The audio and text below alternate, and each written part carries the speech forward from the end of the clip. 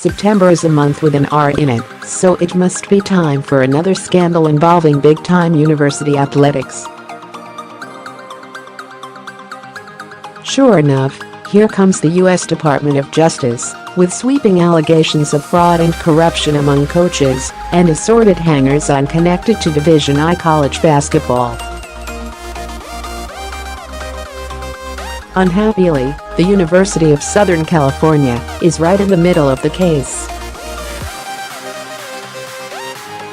Its associate head basketball coach, Bland, is accused of accepting at least $13,000 in bribes to steer players under his influence towards certain business and financial advisors once the players entered the National Basketball Association.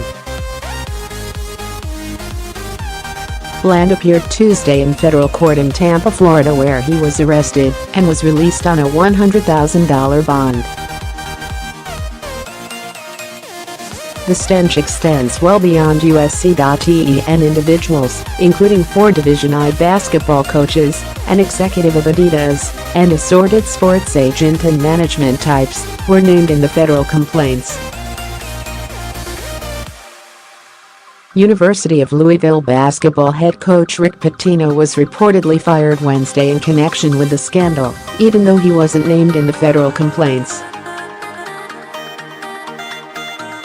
The defendants allegedly exploited the hope dreams of student athletes around the country. Acting U.S.Atty.Joon H.Kim, the picture of college basketball painted by the charges is not a pretty one, thundered acting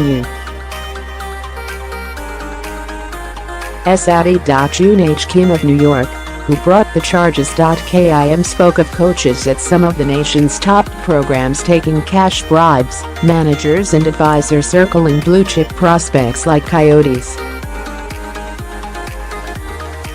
The defendants allegedly exploited the hope dreams of student athletes around the country, treating them as little more than opportunities to enrich themselves through bribery and fraud schemes.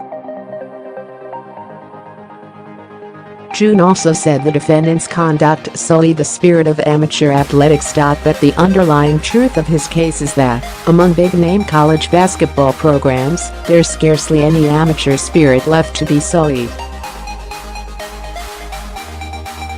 None of the alleged behavior could have occurred if these programs weren't actually farm teams for the professional NBA, masquerading as college sports, their most important players pros in training pretending to be student athletes.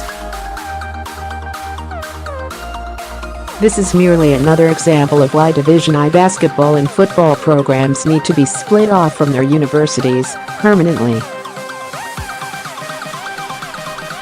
The parade of scandals, recruiting scandals, bribery scandals, grade fixing scandals, only tarnish their institutions' academic reputations. Some of them earn big bucks for the universities, but at immeasurable cost. We've written before that trying to clean up this swamp is an impossible task. University administrators are so dazzled by the supposed glory of their basketball and football teams that they're blinded to the fundamental incompatibilities between running a massively profitable business and running an academic institution. It will be said that the programs afford unique opportunities for kids from poor neighborhoods to launch lucrative pro careers, but typically they're taking advantage of immature youngsters whose talents they exploit largely for free. Student athletes? The one-and-done pattern in basketball exposes the term as rank hypocrisy. These are high schoolers brought to college for a single year to meet NBA draft eligibility rules, and they come to campus with their eyes already focused on the main chance awaiting them in the pros.